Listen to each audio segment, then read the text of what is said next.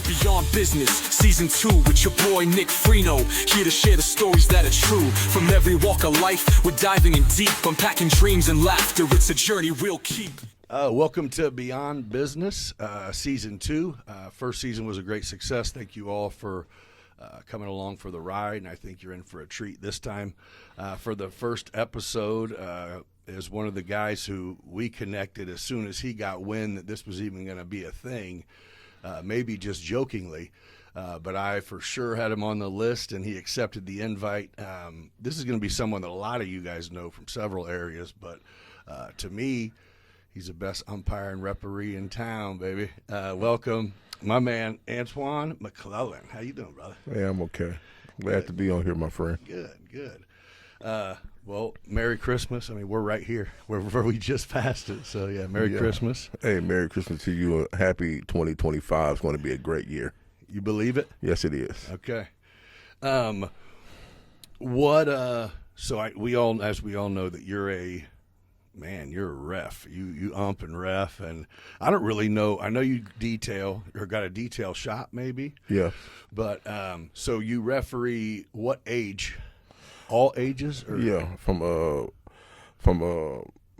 I say probably from about the beginners all the way up to high school, varsity level high school.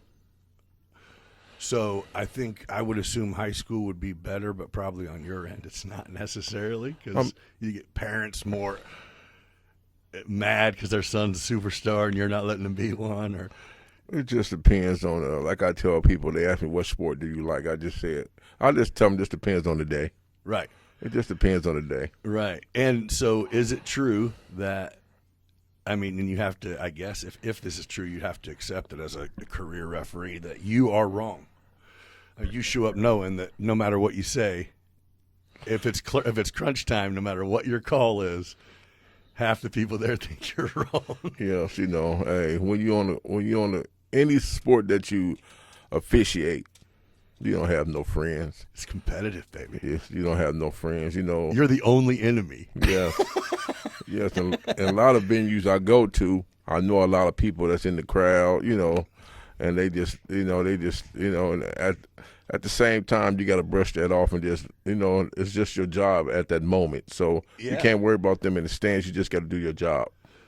So, I mean, I've been around and seen it. I mean, you're pretty honest dude, man. I've never seen favoritism, even when I wish I could have. But you know what I mean? You play it pretty straight up, which is respectful. And I think that's probably why you don't get a whole, if you make a call or call a pitch or whatever, then that is for sure what you saw. You know what I mean? There's going to be, it doesn't matter if it's your grandson is up to bat. Matter of fact, the strike zone just got smaller. No, it's just like, just like when I go to my regular job, I have to do a job. So when I'm officiate, I have to do a job. I have to be honest. It's all about integrity. So I'm not going to show no favoritism to nobody. I don't care if you pay me to ump your game or ref your game. I'm still going to call it the way I see it. Yeah, I love it. No, you do it, and you're good at it. You're like you're like renowned around here. Everybody, and as a former athlete, first there was never the ref that you got that gave you the calls. That's just not what it is. But we would love to see the dude that we knew paid attention, called the game. You know what I mean? Yep. And they were also the ones that they would communicate, even when we got in high school. You know what I mean? To where, I caught. I was a catcher, so I dealt with umpire all the time. And I remember if I got called looking on one or something, and I'm looked at him, walked away, I'd come back, and he's like, he would tell me, dude, I don't know if this guy think he's throwing too hard, but you're sliding off the plate, man. You got a whole inch that is a ball in your eyes, and it goes right on that. And I'm like, man, you know what I mean? Like, oh, he wants me to succeed, but he's like, oh, I'm not going to do it for you. Yeah, that's you, dude. Yeah, that's like me. I'm coaching the kids, telling them what they're doing wrong. Telling them, hey, when you get in that, like just in baseball, when you get in that batter's box, you got to be ready to hit the ball. Right. You can't be ducking out. You got to stay there and hit that ball. I don't care. You can't worry about the umpire at that time. You got to be focused on hitting that ball, because a lot of kids I see especially in the rec league. I mean, they be beginner baseball players, but they scared for the contact because they scared they're going to get hit by the ball. They just want you to put them on first. Yes. Let's get up out of here. They just want the grandpa to clap for them because they made it on base. But the whole time, reality is this kid really going to be an athlete. So what do you think makes – that's actually a good point. So how old are you? I'm 49. Okay, so I'm 46 or 7, 46. 46. Yeah, I'll be 47 this year, yeah. Excuse me. But, dude, baseball was where it was at. When we were Corey League, bro, every park was – I mean, you know what I mean? Now it is a whole lot it's just a whole lot of – I mean, of course there's the travel ball, but there's still a whole caliber of kids who I think would play – you would think would play baseball that their parents ain't doing the dumb shit I'm doing and dumping a bunch of money into – I don't even know if I'm doing it for baseball. I think at this point I'm just doing it for experience. You know what I mean? We get to – I'm not coaching anymore, so now tell us where we're going. Okay, let's go. With me, that's why me and my partner earlier, we started the Midwest Umpires class because we want to bring baseball back to Decatur.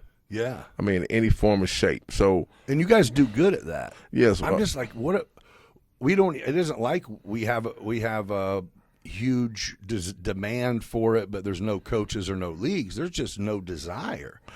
And I didn't know if, in your opinion, what is – I mean, we didn't really get – I don't think we really got taught baseball. We all just we played ball and wiffle ball and racquetball with a stick. We did that. You know what I mean? I mean, I just feel that as right now, we have to really – inspire the kids to play baseball because in my school where I work at, I'm talking to kids about playing baseball. I said, a lot of you kids not going to make it in basketball and football.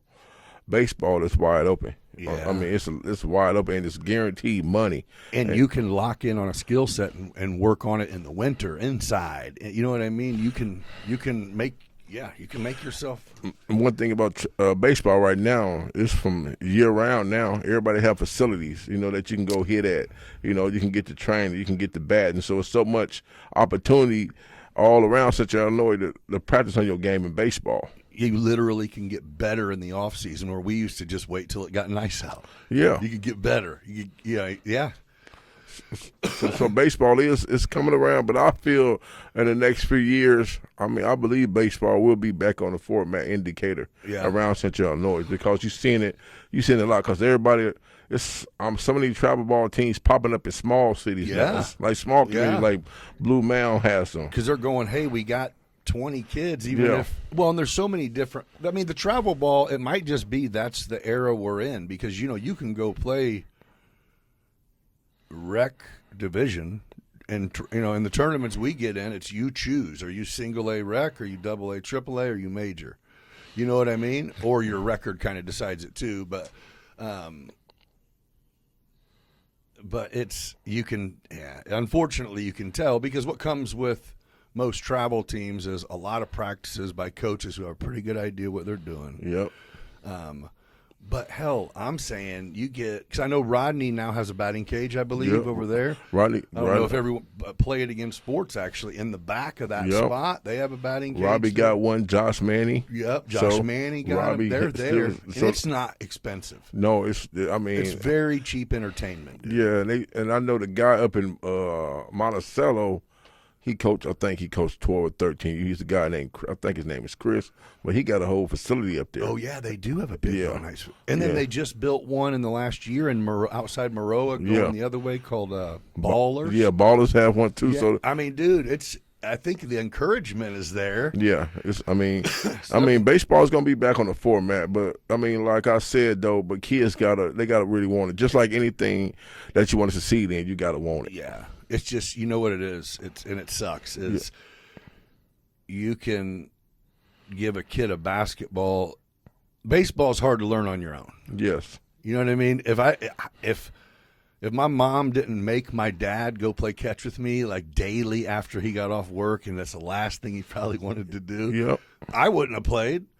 You know, remember so it is. I think a basketball is something that you can not be good at, but you can learn, and then you get to a time where, like what you're saying, is you go, I mean, not everyone is 6'7". Not everyone has a vertical. Not everyone can handle a ball. It's just not for everyone. Same thing as football. Not everyone can handle, like, that looks good on TV, but them boys are getting beat up, bro. You got to in football. You got to be able to take a hit. Because I mean, I'm on the football field And they're crunching. Varsity boys, and they hitting. Yeah, the rules that are all in effect, that's when you get paid. Now they're trying to kill each other They hitting to get to school. And one thing about when you get into the older level sports, it's always trash talking. Oh, yeah. Good competing, but there's good trash talking. But so you got to be ready for all that when you get to the higher level sports. Yeah. Well, you guys definitely got the right idea. I mean, even though it's not necessarily for, the tournaments you hold, it's not like it's necessarily for, hey, if you want to play baseball, come out. But it's nice to see them ball fields packed and the restaurants packed with kids in uniform. You know what I mean? The whole deal. It's good for the community. Like this fall, we had our October fall tournament, and we had like 27 teams in the fall. Oh, man. So this year we running it back. We got 3 tournaments this year. We're doing a softball tournament in May. Okay. So girls softball? Yeah. Called the Diamond Divas. Okay. Then we running our Memorial tournament in June. Then October we running our fall tournament back with baseball and a little bit of softball in October. So both. Yeah, so we starting to get on the map. We getting teams like from Iowa. Oh, you're doing it. Up by St. Louis, up by Chicago. So we getting teams. We getting a lot of different caliber teams coming down to Decatur. So right. So we just so thankful and grateful for that, just to bring baseball back to Decatur. Right. No, that's good. I mean, you guys are doing good. I think, so my son is in high school now at St. T, but, dude, he went to Lourdes for 3 years, like and he was the only baseball player. He had to go to LSA to play baseball. It's like, that is just, to me, was just insane. And then, again, it goes back to going, hey, it's just not a thing. I don't know. I mean, hell, people thought everyone was going to be a UFC fighter and wrestler for a few years there. It still are. You know what I mean? So, I don't know. Maybe it's just where we're at. I don't believe, though, Decatur Catholic had a team this year. That's great. And they building up a program. The Junior Dolls program is a legit program. Oh, it is. Yeah, you're right. They got 8U all the way up to. Well, no. So I'm talking about actual junior high, just junior high baseball. They had a team this year. They did. Yeah, good. And they won regionals. I was going to say their 8th grade class right now, St. T is waiting on. Yeah. I mean, there's some studs. Yeah, they won regionals. I don't know if they got this. I know they won session, but they got real close to state. I don't know if they went to state or got close, but they got a good chemistry. Then they got a lot of good kids coming up too. Yeah. So I believe that they're gonna build a program because a junior dog. That's a solid. They getting solid. They getting a lot of local Decatur kids to play. So. Well, and that's what I said. I was like, man, this is the first time in a while I've seen their football team not really succeed, and it's just like, hold on. Be patient. Give it a couple of years. Yeah, like they already know. Like it's like the big leagues, bro. Sometimes you gotta just build. Yeah, they made it to first round playoff this year. I thought they were getting at the beginning of the year. It just was bad. Yeah, they made it to first round playoff this year. So I mean, they lost. They played Forsyth in first round playoffs. But they played. Yeah. So I mean, they made a big step from last year. So. Did the Trojans end up? No, they didn't. They ended up getting beat in the state championship, right? Trojans got beat. All our local teams got beat in the state championship. That's right. On like the same. It was just Mount Zion, Monticello, and Forsyth. I think Mount Zion and Maroa got a couple kids going to Illinois play ball, right? Yeah, playing football. Yeah. So I mean, I got Coach Jostis is coming in next Wednesday. Okay. Yeah. Okay. He and I. We graduated from the same school. Okay. Yeah. He was older than me, but it was kind of funny when he started coaching out there. You remember Big TK, Tony Klein? Big giant dude that used to be on the sideline for Maroa. Oh, he was a coach, just a big, extra large, like had his own like golf cart that he kind of would sit in a lot. Even though it was I had to probably see him. Yeah, you would. Anyway, he was our football coach. So I was like, oh, shit, you got a head coaching job and hired coach. And he's like, yep. He's like, shit, he knows what he's, even if he Yeah. he ain't got to go whoop on they don't let him get whoop on anyone anymore anyway. Coach Justice, he's a great coach, man. Yeah, he had a great program. I have nothing but respect for him because he got a great program. Cool, man. Yeah, he got a great program out there. I'm still like, how you do it, man? Yeah, he's got a great program out there. So it's good. Yeah. It's good to see local schools. I mean, them 3 schools going to state is going to make all of them that much more pumped for next season. Yep. So it was really strange. We did an event, Friday Night Flights, where we matter of fact, you reffed a game that we streamed from the air. Argentina. Yeah, I was out there. Yep. Okay, I remember that. Okay, Yep. so because I remember actually I zoomed in on you and early out there. Yep. But and I did a Maroa game, dude. Maroa comes out like they're in a playoff game every game. Yeah. I mean, the crowd, the band, the fireworks. I mean, it's on 10. And then I'll say probably 4 of the schools we went to, it was like you didn't even really know when the game started. Yeah. Oh, I'm telling you. You know what I mean? I'm gonna tell you another school that you need to get to. I ain't been in a couple of years. That's Central A&M. Oh, they do it. Man, the Raiders. They bring the whole town. Yeah, You gotta see that. I do want to do that. You gotta reach out to Sean and get to the Central A&M. Yeah, I'll put them on the list for sure. They're and get out there and see them game. They bring the whole town. It don't matter if they win or lose. They're there. Yeah, that's good. Central A&M football. Where'd you go to school at? I went to Steve Decatur. Okay, and then that just turned into nothing but junior high now, right? Yeah, middle school now. Yeah. What were the junior highs? Muffley and TJ? No, we had Mal. Oh, Mal. Shit. Mal, TJ. Is that where Target's at? Yep. It was Target's at Mal. We had TJ. Then you just had Roosevelt over the Roosevelt apartment. Yeah, that's crazy, dude. Until you just started naming them, Yep. I mean, I went to. When my grade slipped, I had to go to summer school with Stephen Decatur because they was the only one with air conditioning, so they had summer school for the whole town. Yeah, and I had to go spend the summer. It's still the nicest. Still, I mean, they host the Decatur Thanksgiving tournament. It's still a nice school though. That's good. Still nice. Yeah. Well, it's the only one that it hasn't got redone completely, right? No. Still pretty. Yeah. Well, it'll be next up then, just because that's. Yeah. They hooked up them other schools, bro. I mean, MacArthur and Eisenhower look nice. They got the new school out there on the old Grove Park. You heard that one? Oh yeah, I that's did nice. that. That's nice. Yep. I know. I'm drawing a blank on what it's called, but I did from the time they broke ground till right now a weekly flight around it to see the progression of it. Yeah, because it's over by me. Yeah. For BLDD Architects. Okay. Yeah. So I've been keeping an eye on it. Again, it's beautiful. And then right on the other direction, same area, Ben Franklin. Yeah. They rebuilt that. Yeah. They call it Franklin Grove. Yeah, okay. They call it Franklin Grove. Then that's what it's called now? Yeah. Then MacArthur, they added turf for a whole new they football did. facility out there. That looked great. They got the blue track and honor the track coach. So, yeah. I was supposed to go do the MacArthur Eisenhower game at the first game at the new MacArthur Field. Okay. And the athletic director shut it down because he said, I don't want it to keep. If you're having 1,000 people stream it, then that means there's going to be people that won't come watch it. And I was like, that's not at all what it is, bro. No, it's not. This is not. There's no one that's in Decatur that's going to be like, well, let me just watch it on my phone. But he didn't. He didn't.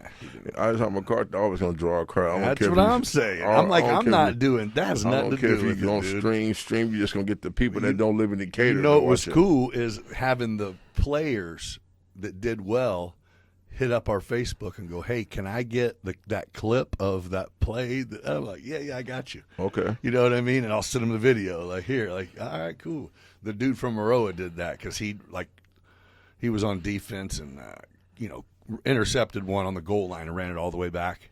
Okay. And we made like a reel of it, zooming in and flashing lights. And he's like, "Hey, can I get that without all that?" I go, yeah, for sure. Did you get the one?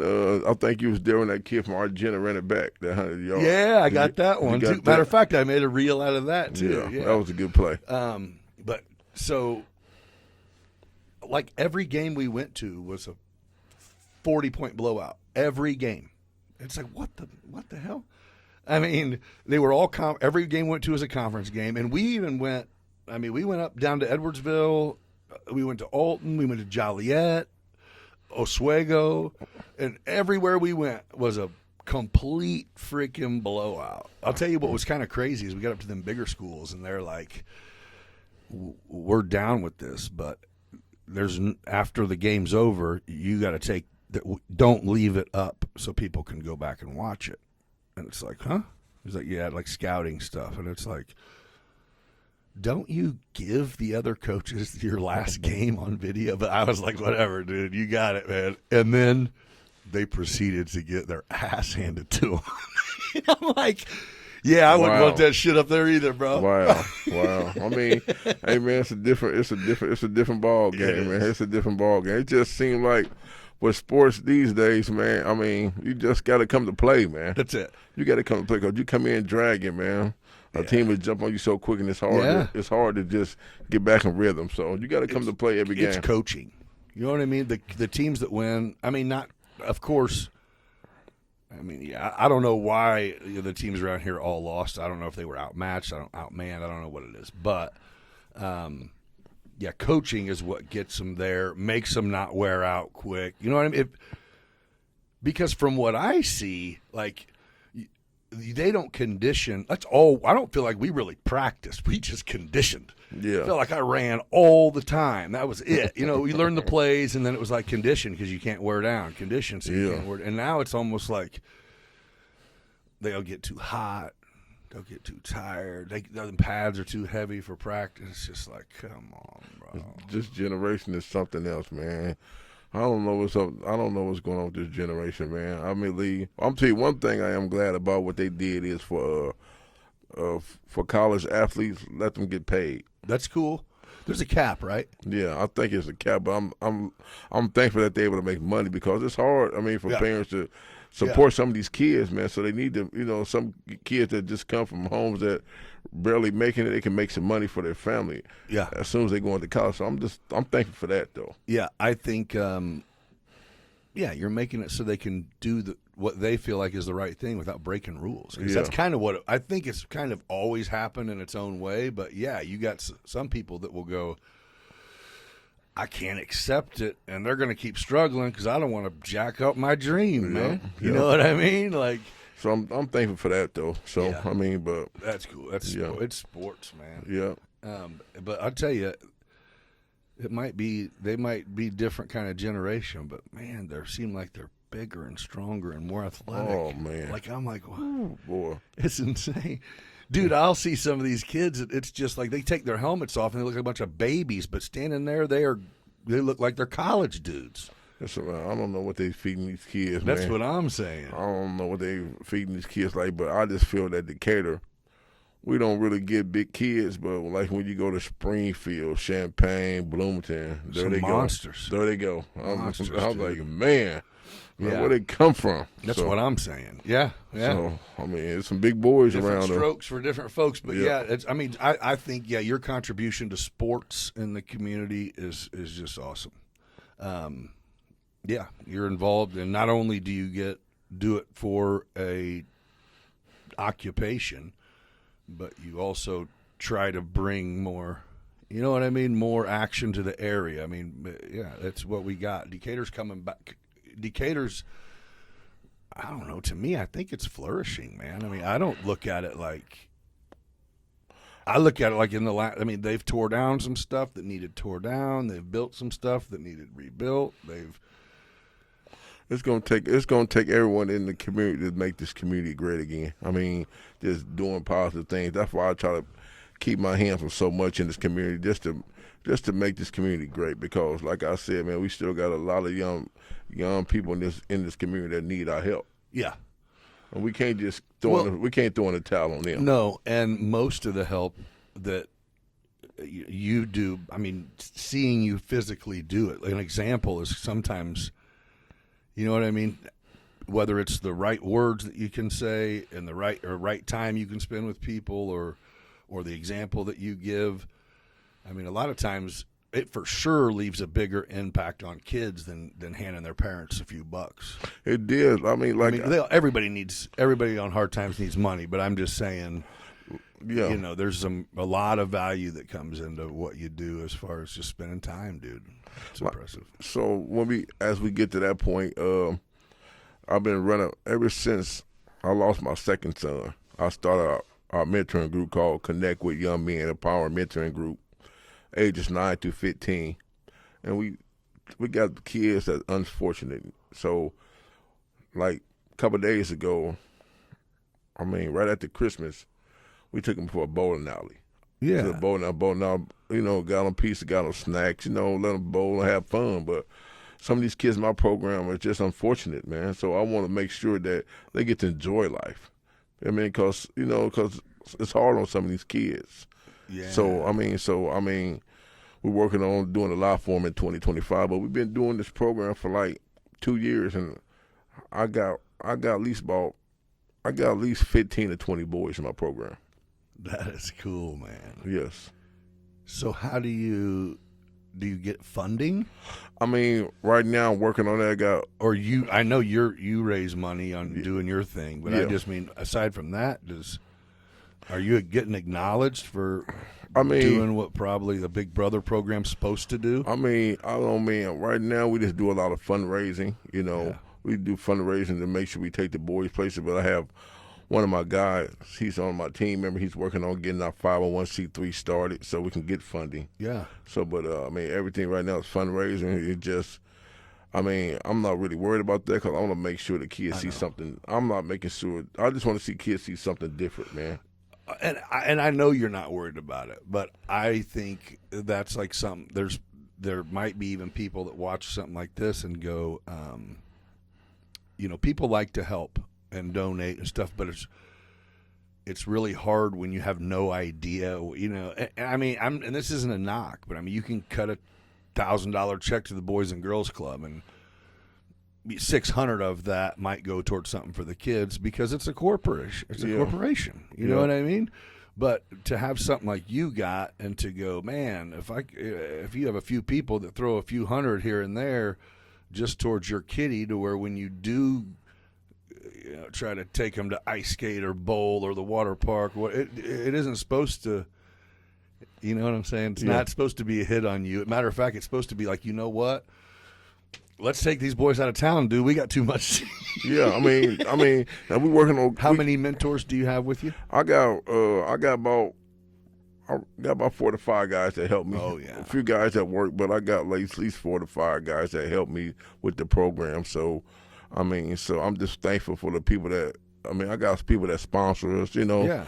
So I'm thankful for all them people, and I thank people. You know, I thank God for my team as well. But it's a journey, man. I mean, dealing with young men, just making sure they're able to see different things, because some of them go to my school where I work at, and they just, you know. Where do you work? I work at Hope Academy. Oh yeah, I didn't know that. Yeah, I've been there for 6 years. What do you do? I'm head security. Okay. I've been in Decatur Public Schools for 7 years, but out the 7, I've been at Hope for 6. Okay. Yeah. So you see it. You see him. You know him. Yeah. Is that kind? I mean, so you were working there and had kind of seen it, and then your son passed, and that made you start it. Yeah. Just because what? You needed something to focus on? No, I just needed something to give back, because, you know, after losing a child, I lost 2 childs in 13 months. For the people that don't know that, I lost 2 sons in 13 months, and I feel that I had to do something in this community. Yeah. I mean, I couldn't just go back. I know dealing with that's a lot on a parent, but dealing with that, I wanted to make sure I was doing my part in the community as well. I feel that. That's awesome. If you don't want to talk about it, we don't have to. But how old were your kids? Antwane, when he was murdered, he was 26, and Ariana was 24. They were both murdered? Yeah, they both was murdered 13 months apart.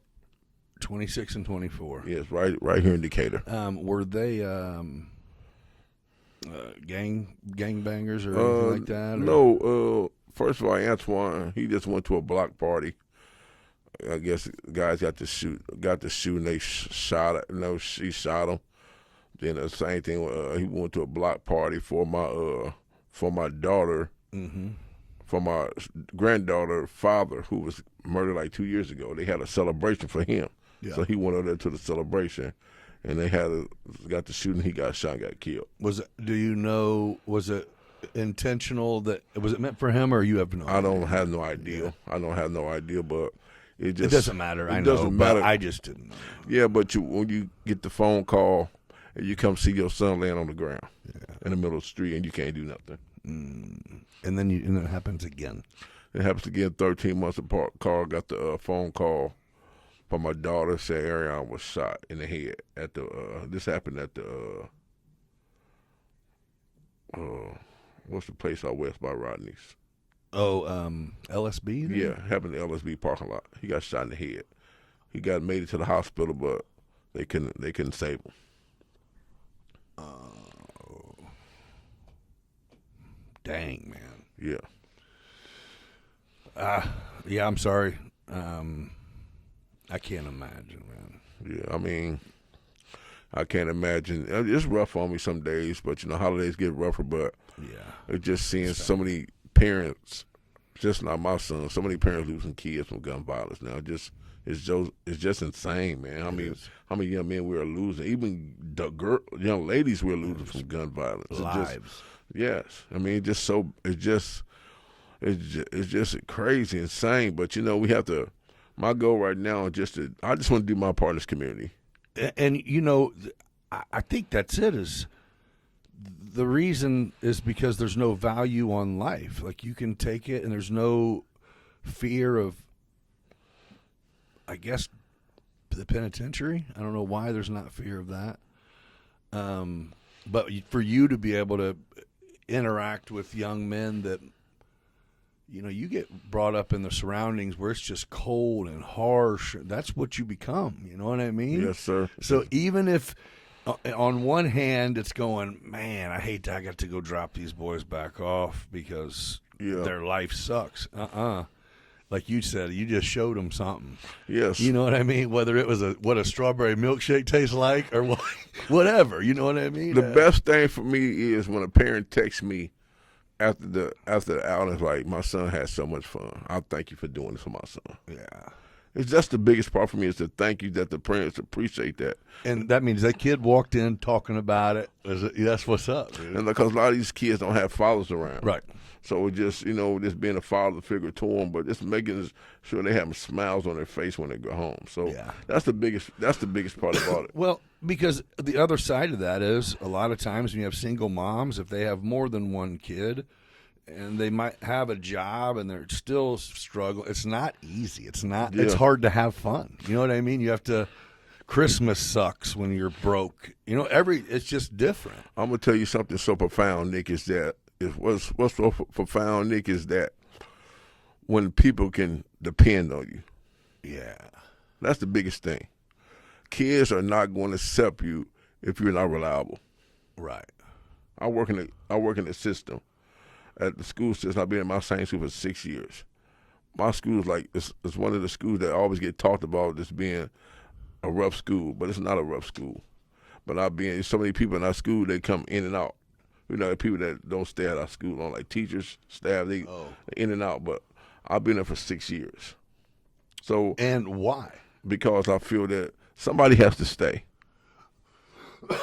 So you feel like these people are leaving because they think they have a better job, but you're going, hey, you're abandoning these kids. Yes, and I don't say that because, but one thing about me, just like I tell the people, do what's best for you and your family.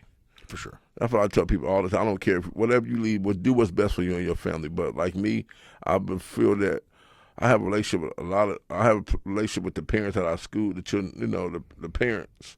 So I feel that they trust me. Right. So I feel that I just want to trust. I just want them to be able to trust me, because if I have to get on their kid That's what I do. A lot of kids I get on in front of their parents, and their parents don't say nothing. I feel you. Yeah. Because I'm telling them the right things. Yeah. Yeah. I remember, it's been almost 20 years ago now, but my nephews were little. I helped my brother-in-law coach, 5 and 6 T-ball. And I'm even like this with Mike. I'm hard on kids. Not an asshole, but especially if we're playing sports. Like, hey, come on, we're doing this, right? And I had one. There was the like 80% that almost was like would show up and be like, "Hey, can I talk to you, coach? He's been doing this today. He's been doing this." Yeah. I'm like, all right, yeah, I got you. And then the other ones are like, "Oh, you have a bad day?" And I'm like, "What do you mean?" It's like, "Well, you're talking like you're mad." I said, "Oh, no, they just don't listen to the other." Yeah, I mean that's when you got parents that come. When you got parents that come to you like that, that means they trust you. Right. They trust you and they respect you. Right. I'm not. Yeah. I'm not even angry. I mean, I just have to talk to you sternly. One thing I respect about you when you had your team, you was the coach, but you was in the back coaching. Yeah. You weren't trying to be in the forefront. I'll see a lot of coaches that want to be seen, and they want to see this and keep up a lot of riffraff. But it's not about that. Nah. It's about making the kid improve, get better, and help the kids. Right. That's the best thing. I mean, that's what I feel about sports. For sure. Anything we do, we want to help the kid. Yes. Yeah. No, you're right. And I can't lie. I mean, I miss it. Last year was the first year not coaching. I miss it because I love them boys, man. I love having a dozen dudes who are like, I to this day, anything that goes on anywhere, you hear coach, and it's like, what's up, dude? I love that, bro. I've seen a lot of them on different teams. Yeah. This year, so when I was out there on the field, I seen from. I think you had a couple Mount Zion, a couple from Robbie. Yeah. I think you had a couple for the Forsyth. Yeah. And so I seen them all over the place. I was just happy to see them still playing. For sure, dude. I mean, that's what it's about, still playing. You know me, I'm still going to have fun out there. Right. I mean, the people don't understand. They're like, man, you do all this much and you lost 2 sons. I said, because, I mean, hey, we can't beat ourselves up forever. Life goes on. Yeah. And you have to make a good way to look at it. You got. I feel I have an impact on people in this community, and I just want to do my part in this community. Yeah. And you do. I mean, I think it's awesome. But yeah, coaching there's something about, like you just said, even.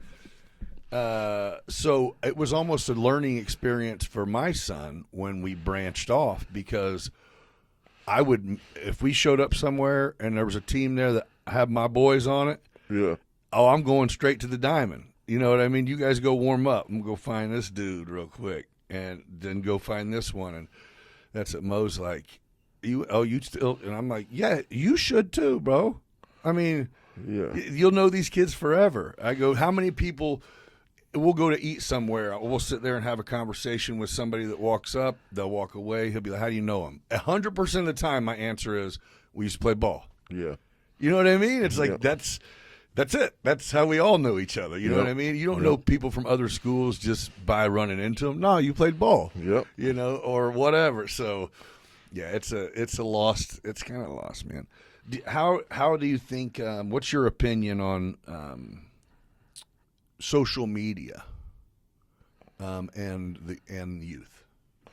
I believe that social media, one thing about me is, for my social media, I just like to do it because it just gives me something to do, because I'm so busy, most of the time with, ministry, the community, then my family, then running my businesses. So I feel that I just get on a little social media just to have a little fun, just to, get a little, just be a little nosy and things like that. But one thing about youth, I mean, it's okay for youth to be on social media, but I don't think the parents should let them abuse it. You still have to parent. Yeah. I think that's what I was hoping that you would say something along those lines, because that's what, with me, it absolutely blows me away that it's like, I mean, we had rules.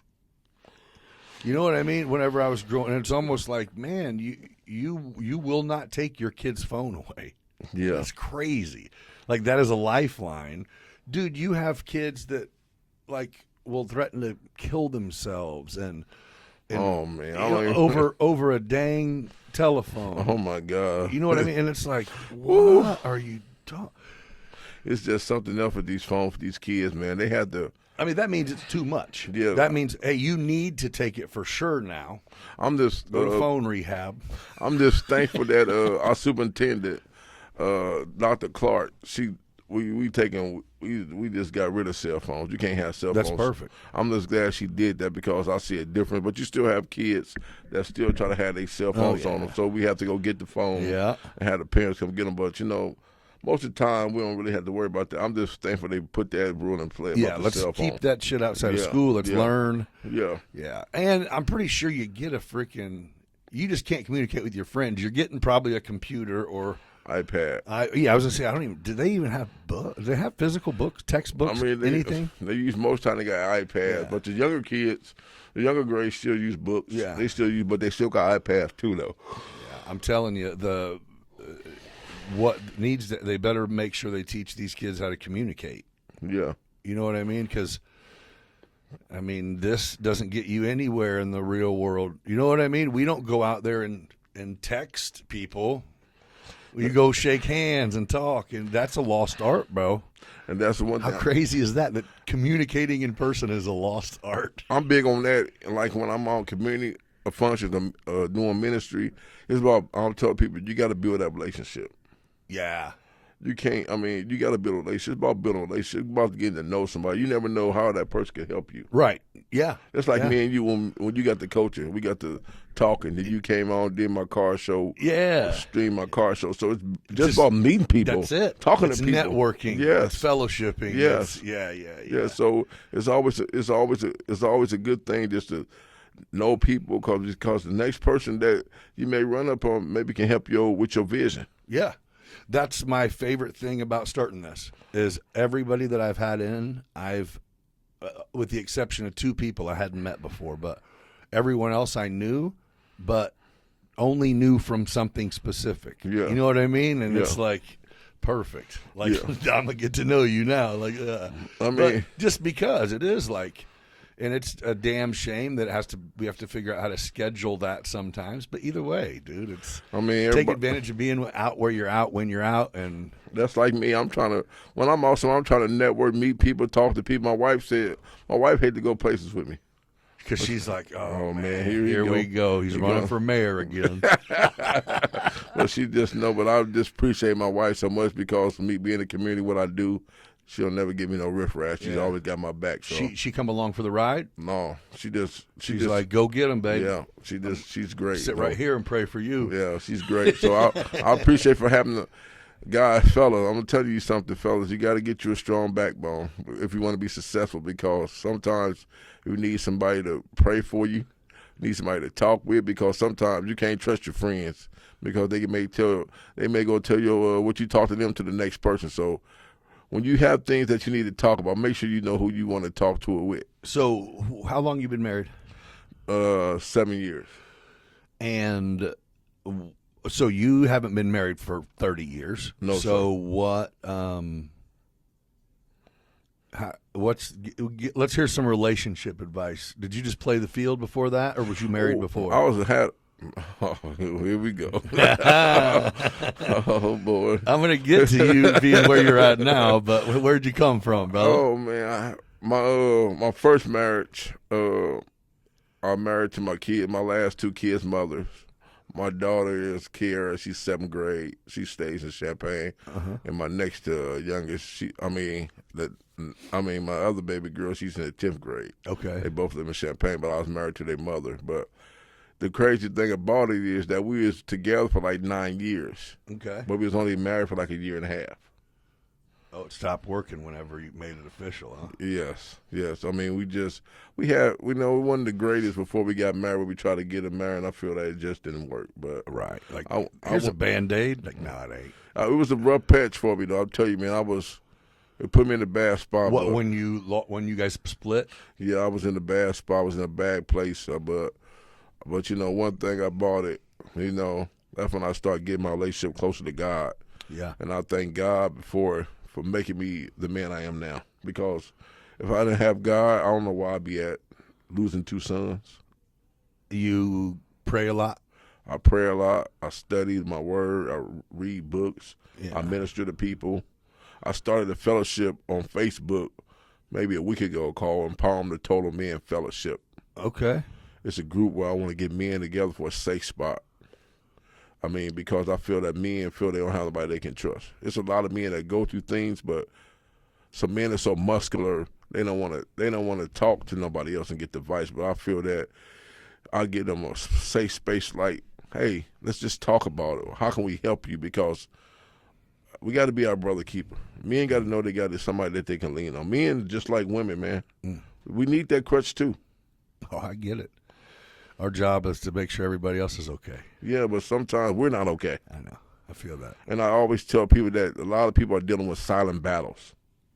I feel that. Silent battles, that's something that's in their mind that they've been dealing with, but they don't know how to go get help, and they don't know how to deal with it, so they keep carrying this. Then you see so many people talking about, man, I'm still in bondage, I'm still hurting, but who have you talked to? Yeah, I think we were raised. Our generation was raised to not to man up. Yes. You know what I mean? Yes. I've said it on probably every episode at some point. I don't think I even believed until maybe the last 5 years or so of my life that the mental health thing is an actual thing. Mental health is real. It is a real thing. It's real because I'm gonna tell you something though, Nick. When I dealt with my first son, I couldn't sleep at night. I kept asking my wife, "What is this gut pain?" I couldn't sleep. It was hitting me every night. Boom. After he passed? Yeah, my first son, it was just hitting me. Boom. I couldn't sleep. Then we had to wait visitation that Friday night, and it was gone. So I guess I just need to see my son. But it was the roughest pain I had. Every night I dealt with this pain. All right, you can't do nothing. Man, it was just pain. Nothing you can do. It's nothing you can do. Just gut, like just beat me up in the gut. I'm like, what is this pain? Then then the second son came around. I just told my wife, I just want to see my son. Seeing my son got my cries, so I hugged my wife and I just told her thank you because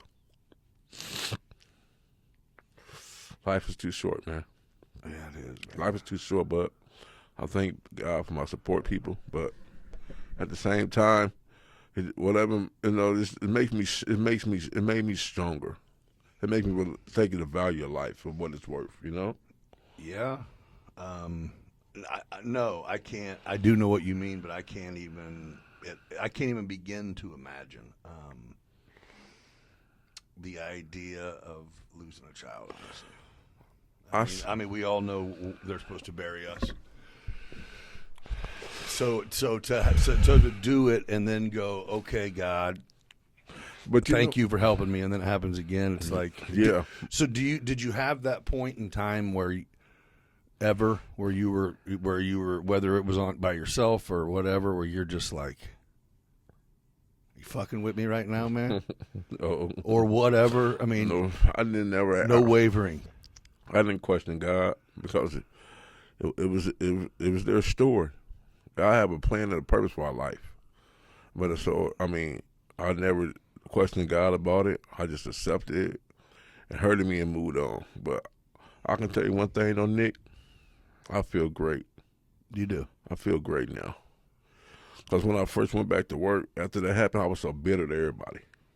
My principal used to call me like, go take breaks when you need them.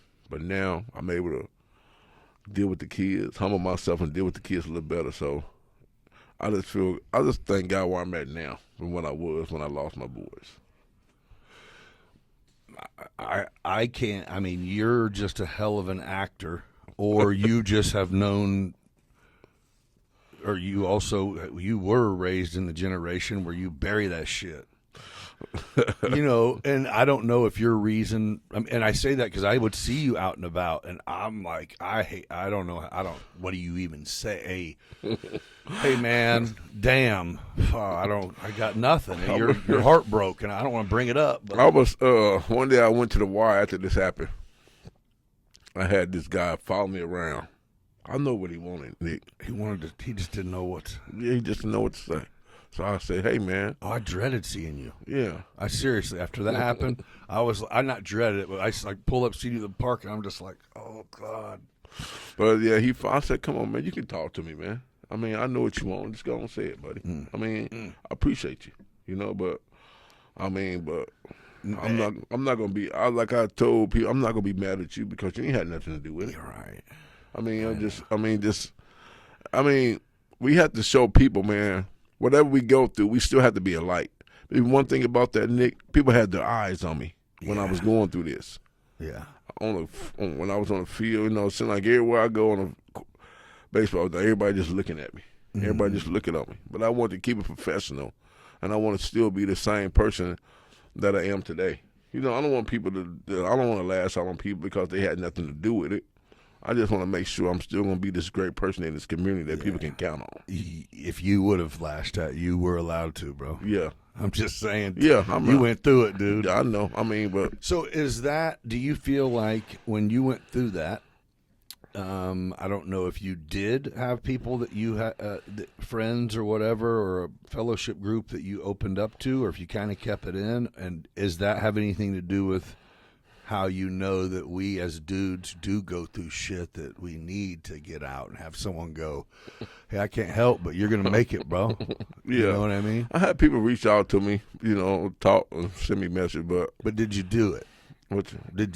What you're trying to get people to do, which is get together and let's just put it out there, man, get it off your chest, man. I mean, did you do it? Yeah, I had the Power Total Man Fellowship. I had a few breakfasts where I had men come together.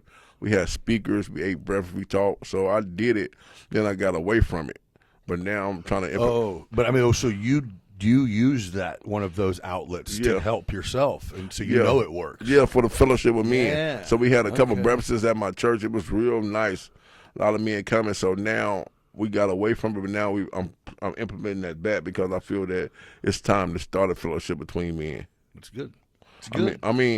I just think it's I just think it's a great way for men just to be held accountable, man. Know you got somebody you can talk to because. Hey, we can't say we're all equal in every other way, but when it comes to dealing with shit, men are just steel iron cages. Because, I mean, dude, I spent a lot of years just pushing down. Just push it down, baby. Yeah. Just bury it. Act like everything's okay. Everything good? Yep, I'm straight. Yeah, when it's really not even close. When you're ready to just commit suicide, depression's real. Because it's a lot of parents, man, that's losing kids, man. They real depressed, man. Yeah. They're real depressed. Because it's rough, man. It's rough. But in the end, and you're a proof. It is what you make it. That's true. I mean, you know, if you're in the dumps and all you can do is think about it, and all you do is talk about it, and all you do is complain about it, and why me, and you don't ever pull yourself out, then you're going to be there.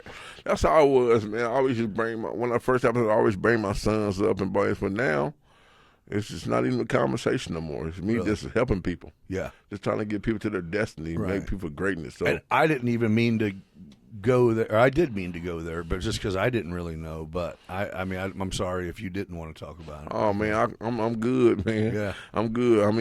You're admirable. You handle that is another thing that you handled like you gotta, man. You gotta show that you really a light because people don't want no up or down person. People don't want no fickle person.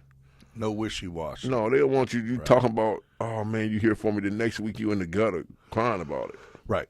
So you got to stand strong. You got to be about it. I feel you. You got to be about it, man. Every time you see me, you see I'm smiling. I'm talking to kids, loving on the kids, talking to the parents, man, because that's where I want to betray, man. Because, hey, I love people, man. And I was going to say, that's what that's what you do. I love people, man. I love people.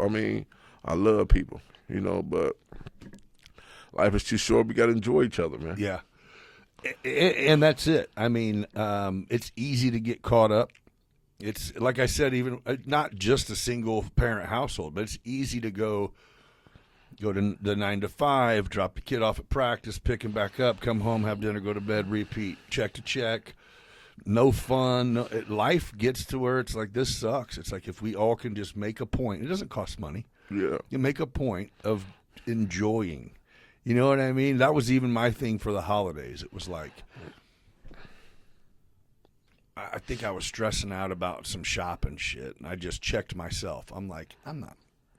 I mean, what am I doing? Who cares? I mean, who cares? Let me go look around at some people, and if, yeah, I mean, I shop, but it was like we were talking about with grandkids. You know what I mean? It was one of them, like I'm gift counting and shit, and then finally I'm just like, you know what? Hey, man, They're good, bro. And nobody cared. Some of my kids, I gave gift cards to their parents. Yeah. Some I got them things, but like I said the other day, I'm just thankful for my kid support system. Oh yeah. Because they don't have me. They have their other grandmothers, their other family members. So I'm thankful for the support system that my grandkids have. Though. Oh yeah, they're getting the love. Yeah, so they gonna be good regardless. Right. That's great. I'm gonna tell you something about Vinny Barbie. Yeah. Man, he blessed like the first Christmas after both my sons was died. Man, this man brought so many toys and clothes for my grandkids. Oh, I'm always be grateful for that.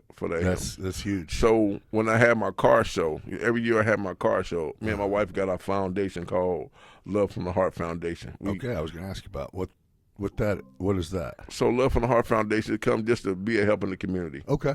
So every year we give a medal out to the person that been helping to sponsor our family or with our car show. So Vinny got it that year. This year we gave it to Maurice Brown. Okay. From Bob Brady. Yeah. Because he always helped our family out. He's one of our top sponsors for our ministry and for our family and for our foundation. So every year I want to give back, from my foundation. So you steady got stuff cooking, don't you? I mean, I just feel that I have to, man, because I mean, one day our foundation, me and my wife also, over the summer, we had two young ladies that was having babies. Me and my wife went and bought gifts for them for their babies. We blessed two young ladies for our foundation. So we all bought giving. So you actually, it's your foundation, so you get to pick and find who needs help. Yep. And, that's great. It's me and my wife found it. My wife said she said for Christmas she wanted to do an angel tree this year. Okay. For Christmas for next year, for 25. So great. We be working on an angel tree, just helping give back. We just want to do our part in the community, help people. No, that's great, dude. So I remember it's been several years ago, but it was at my parents' church, which they're really involved in, that First Church of the Nazarene there on the back way to the mall. Yeah. Okay. So I want to say someone donated like $5,000. It was supposed to be anonymous, but they put a note with it that said, it's getting winter's coming, and it was like $5,000, and their request list was what it be spent on. And my parents were on the church board, or my mom, one of them was, and they were talking about it and said that the request was to go around, and this was like in October. It's like go around and winterize people's homes. Get the plastic, put it over their windows, hair dryer it, get the little things that go under the doors, change their furnace filters, just, and at the time I was like, man, I was doing a lot of home repairs and stuff like that. I'm like, I'll do it. I'll lead this up or whatever. And it's like, okay. Well, so then the pastor gets wind of this, gets a hold of me, and is like, hey, we have a meeting with the city manager. Okay.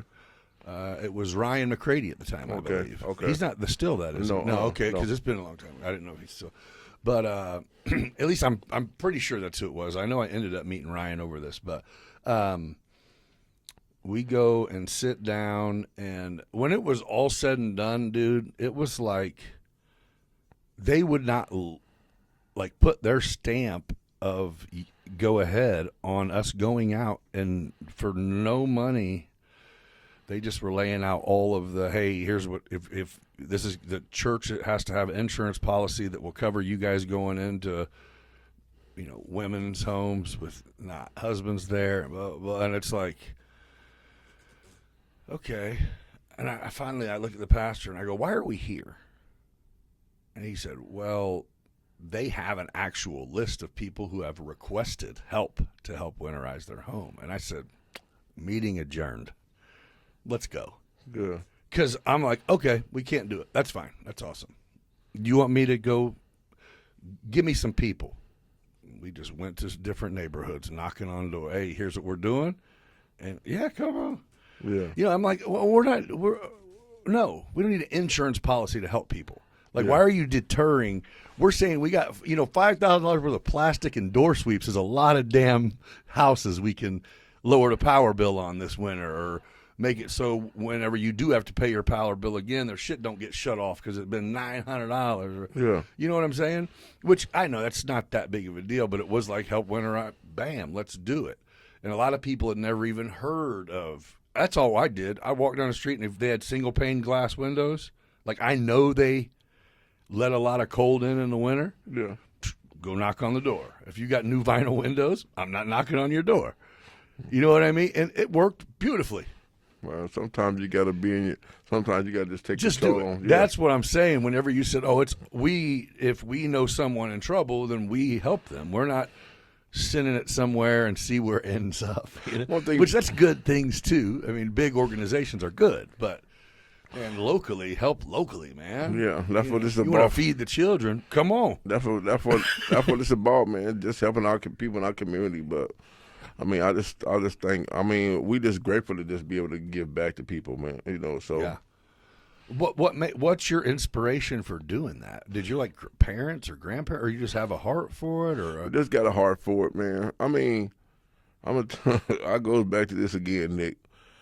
You know, when losing kids, man, you just want to do your part in this community, man. You see stuff at a whole different realm. So your perspective has changed a lot since this double incident. Yes, I mean, I just want to be able to help people, just be a blessing to people, help young people. You know, with the tournaments. You know, the one in June is in honor of my son. We call it the Memorial Tournament, but last year we honored Kevin Lacey because he was the umpire that he passed away. Yeah. So, like, if something come up, you know, we always want to honor Antwane and Ariane, but if somebody else come along during that time, we're going to honor them as well. That's why we just called it The Memorial Tournament. the Memorial Tournament. Yeah. Yeah. Yeah, that's cool, man. I mean, you've been through it, dude, and you wear it damn well, man. Hey, man, You don't know any other way at this point because it's what it is, but I'm just saying. Some days rougher than others, but you still got to keep pushing, man. Yeah. You know. But, I mean, it's just, you know, to say I'm going to help people because you learn firsthand that life is very precious. Life is precious, and memories are huge. Just like the incident we had on New Year's Day in New Orleans. Yeah. Guy going there and just kill people. You never know now, man. You don't have to be a target. You can just be there. That's it. Yeah, that's scary, man. Yeah, I mean, so it's now the world. That's what I'm saying. You always got to be. You just got to stay safe. Yeah. I tell people all the time, stay safe. You can eliminate yourself in different environments. Just eliminate yourself. Stay at home. Yeah. You know, but it's just right. the world we're living in right now. So. Yeah, and I mean, I think it's one of those, because I got a daughter that's 27, and I'm thankful. Well, she has 2 kids, so that's what she does. Okay. You know, so she does, you know, she might get a babysitter here and there and go out for an evening, but overall, she don't like go kick it. But I think that's kind of the thing. If you're young and don't have kids, it's almost like, oh, no, that shit didn't happen when we were younger. You didn't go out and have people just getting killed random. You might have a fight in the parking lot. Yep. But you ain't. Nobody wants to go through what happens after that. I mean, what is the worst part about it, man, you know what I'm saying? That's being a parent is that phone call. Oh, I can't do it. Yeah, that's the phone calls. I you know, so can't. you know, so Did you? I mean, you're getting a call from what, a police officer no, or a family member? family friend? member. First time it was my second time was my dog. No, second time was my second time it was Ariana kid's mother. She called my phone, but I didn't answer it. So she called my wife. Mm-hmm. My wife told me that we got to the house. First time it was my So she told your wife, and then your wife had to tell you. yeah. She said Ariana just got shot, so we got to get to the hospital. Second time it was I think it was my daughter or my son's mom called me, said Antwane just out here laying on the street. So I mean, just a phone call. So I stayed out there on the street for a little bit, and I told everybody I'm going home. Mm-hmm. So now when I get into something, Nick, I don't argue with nobody. You know what I tell them? I'm going home. I'm going home. That's it, man. I'm going home. Yeah. Nobody there, me and my wife. Yeah. She upstairs by TV. I can go to the other part of the house. Yeah. We don't even have. She don't even have to deal with me. Yep. So now that's what I tell people now. When I don't want to be bothered, I'm not going to sit and argue with nobody about nothing. Nick. I'm going home. That's what I tell people. I'm blessed that you can go home. Yeah, I'm going home Yeah. because that's my motto. Yeah. When I first have it to my son, I just want to go home. So I just powerful, dude. Yeah, I just want to go home. I don't want to sit and argue with nobody about nothing. I just want to go home. Right. So anytime I have something that I'm not liking or something that's kind of irking me, I just tell them I'm going home. It's a pretty good motto. Yeah, because COVID taught us we can be at home. Yeah, yeah. I mean, you go home, watch a movie. That's it. We got endless entertainment on the TV. You got books. You got audio books. You can read books on your iPad. You can. Yep. So I mean, go home and just have to deal with none of that. Yeah. Just go to your space. Yeah. Tune everybody off. I think that's what's funny. I was telling someone, you can. My son, actually, it's like being around people you don't like or whatever. And I'm like, well, you always will have the option to not. Yeah. You know what I mean? Like if you're a victim of a bully at school every day, the same kid, well, stop running into him. I mean, if you don't want to get help, then stop being there at that time. There's no way you get caught in the bathroom every day at the same time. Yeah. But I told him, I said, it'll be like that forever. You get a job, you hate the person, absolutely can't stand the person working next to you. So you need to consider looking for another job. You don't have to be there, know? That's Same true. thing if you date someone. If this don't work, don't force it, bro. That's true. That's true. Forcing it, trust me, man.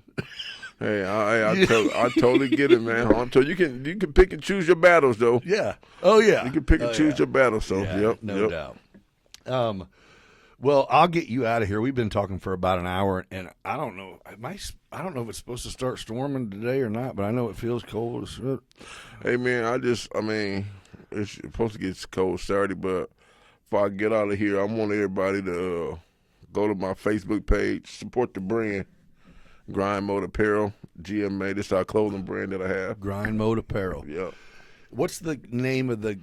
Yeah, what your Facebook page is just your name, Antwane McClelland Sr. Hey, so if you're watching and you paid attention earlier when we were talking about like his mentor group that he's got for these young boys, what's it called again? Connect with Young Men, empowering and mentoring group. We have a Facebook page as well. Okay. Well, if you just want Antwane McClelland Sr., which if you're looking at this episode, he's been tagged on it on Facebook. If you have the heart or the desire to probably do anything, I mean, whether it be financial or just want to get involved or maybe you just want to get involved in the community and need maybe guidance on how do I do that? Who do I go to? He might not necessarily be the man that can put you to work, but he can definitely guide you in the right direction. He does nothing but serve the community. I mean, he does it for a living. He does it for fun. I'm very confident that there's people out there that are going to be really happy to be able to maybe get involved in this, even if it's just monetarily, to be able to donate somewhere that, you know what I mean, can make a difference. And when it's all said and done, you can have the heart for it. You can go bust your ass and take out of your own mouth to help, and I know you would. But I think the idea is if you can help 10 or 15 people or 15 or 20 people with you and a few guys and a couple fundraisers, then you have the heart to make it. I mean, let's make it a thing. The sky's the limit. I mean, let's get people to donate money, and let's get 20 mentors, and let's get 100 boys that need help. And you know what I'm saying? Let's rent out the bowling alley. Let's rent out the ice skating rink. Let's rent out the Decatur or whatever sports complex. You know what I'm saying? They got to show one thing about it, though. They got to show that we care because they got to show that we care because they need that love. A lot of kids are.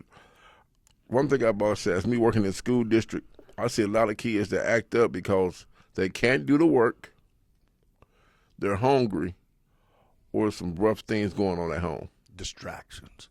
And I see it every day working at the building where I work at Hope Academy. I see it every day.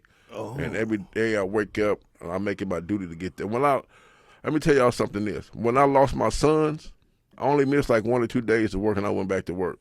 The people thought I was crazy for coming back to work. I said I had to be here because these kids need me.